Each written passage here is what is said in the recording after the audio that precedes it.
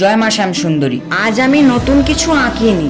আচ্ছা বলো তো, বাঙালি মেয়ের ছবি মানেই কি শুধু শাড়ি টিপ? না রে বাবা, আমি যখন এঁকেছি তখন চোখে ভরেছি হাসি, কপালে টিপ, আর একটু খুনসুটি মিশিয়েছি।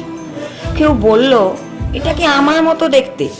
আরে ছবি তো মনের মতো, যাকে দেখছো তাকেই মনে পড়ে যাবে।